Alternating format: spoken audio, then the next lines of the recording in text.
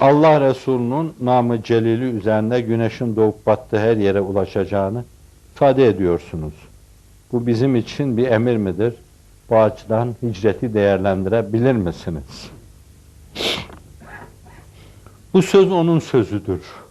Buyuruyor ki, bir gün benim adım güneşin doğup battığı her yere ulaşacaktır diyor.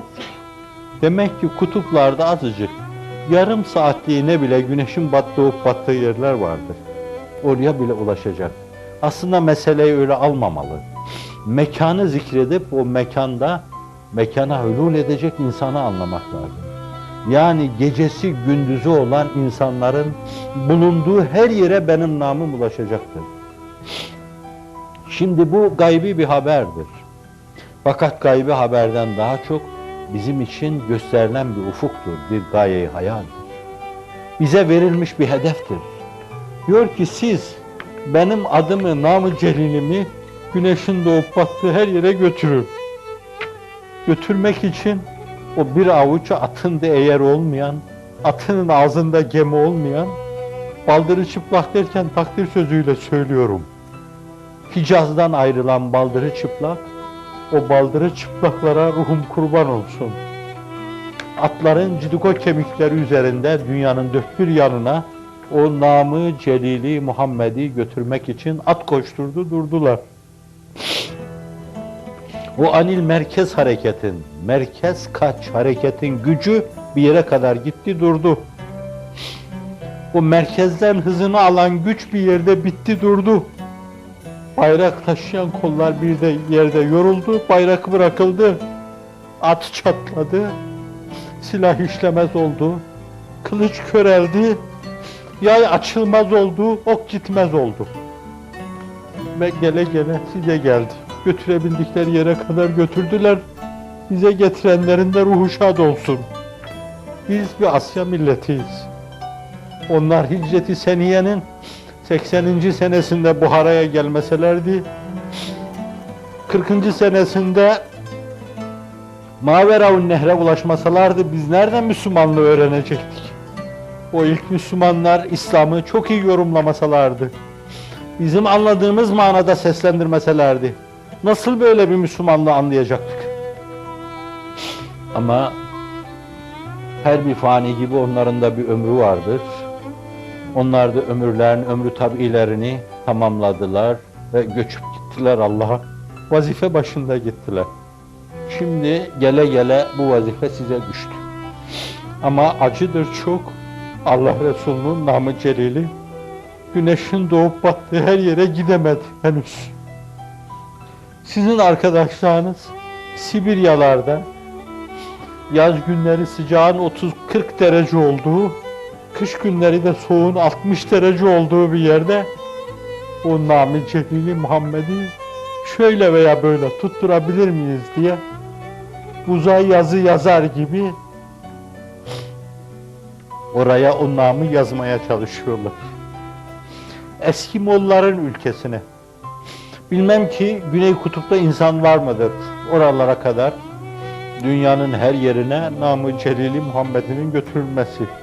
Bırakın buraları da bir Almanya'ya gidin, dünya kadar yer gezersiniz de ruhi ravani Muhammed'i minarelerde şehval açmaz. İngiltere'de dünya kadar yer dolaşırsınız da ezan sesi duymazsınız. Camileri vardır belki ama sizin camilere benzemez. Müezzinleri kapalı yerde ezan okur. İmamların sesi sokağa taşmaz. Oralarda sokakları da alacak şekilde gürül gürül namaz kılınmaz. Itri'nin bestesiyle salatü selamlar okunmaz. Allahu Ekberler denmez. Bu Allah Resulü'nü kaldığım sürece ben oralarda çok garip hissettim. Çok az anılıyorsun ya Resulallah. Herhalde çok gurbet yaşıyorsun buralarda dedim kendi kendime. Bir senden evvel ama senden küçük o peygamberlerin haline bakıyorum. Bir Amerika'da bakıyorum, Davud'un sesi senden yüksek çıkıyor. Süleyman'ın sesi senden yüksek çıkıyor. İsa'nın sesi senden yüksek çıkıyor. Musa'nın sesi senden yüksek çıkıyor. O seslere de ruhum kurban. Ama senin sesin bir sporda başarılı olamamış takımın bayrağının birkaç adım aşağıda olması gibi. Namı Celil'ine baktıkça aşağıda görüyorum. Ve içimi yiyor adeta. Oralara bile Namı Celil-i Muhammed'i götürülememiş. Biz mi vefasızız? Bize yakın olan bizden evvelkiler mi vefasız? Tarih mi vefasız? Tarihseller mi vefasız? Kim vefasız? Bilemeyeceğim. Ama herhalde dostun vefasızlığı bahis mevzu, düşmanın husumetinin yanı başında. Bunun için güneşin doğup battığı her yere mutlaka ulaşmamız lazım. Bunu ister bir emir telakki edersiniz sahibinden, ister bir gayeyi hayal telakki edersiniz. Sizin için bir ufuk, bir hedeftir. Buraya ulaşın demiştir ümmetine. Ve isterseniz onu henüz vakti gelmemiş, gayipten verilen bir haber telakki edersiniz. Demek ki Allah Resulü olacak bir şeyi söylüyor. Madem bu olacaktır öyleyse, bence bunu oldurmaya çalışmalıyız. O olacak şeyin yanında Allah'ın inayeti vardır, Allah'ın keremi vardır, Resul'ün şefaati vardır. Allah Celle Celaluhu sizi tutup kaldıracaktır. Allah sizi tutup kaldıracaktır. Allah'ın inayet ve keremiyle. Bunu ben bir işarete binaen söylüyorum. Sizin tutulup kaldırıldığınıza dair bir işarete binaen söylüyorum. Ama müsaadenizle onu açamayacağım. Çünkü mezun değilim onu açmaya. Onunla benim aramda bir sır olarak kabul edeceğim. Eğer tutulup kaldırılmayı düşünüyorsanız, dağınıklığının giderilmesi ve toparlanmayı düşünüyorsanız, bu işe sahip çıkın. İslam'ın dağlık şemlini bir araya getirin. Ki Allah da sizi dağınıklıktan kurtarsın, derlenip toparlanmanıza yardımcı olsun ve tutsun, sizi tutup kaldırdığınız hakla beraber kaldırsın. Hakkı koyacağı yere koysun.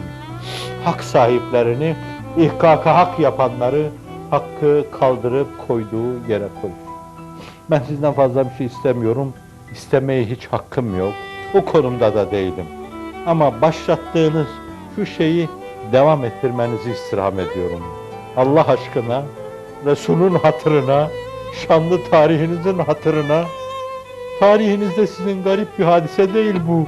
O kadar çok tekerrür etmiş, o kadar çok baskısı yaşanmış, o kadar çok şablonu var ki, size diyorum bu kanevçe üzerinde hayatınızı ördüğünüz zaman, örgülediğiniz zaman bu kendi kendine gerçekleşecektir Allah'ın inayet ve keremiyle. Bu başlamış bir iş. Yarıda bırakmayın. Bir kırık plak gibi kalmasın. Bu ses, bu beste tamamlansın Allah aşkına. Bunu arkadan gelenler dinlerken, yahu tamam olmuyor bu şiir demesinler. Bu beste tamam olmuyor demesinler. Dinlesinler ve tamamlayanlara rahmet desinler. Başlamış bir şey. Başlamışı bitirin inşallah. Siz bitirmeye azmederseniz Allah sizi çoğaltmakta, sizi ikmal etmekte, itmam etmekte ve bu işi bitirmede size yardımcı olacak.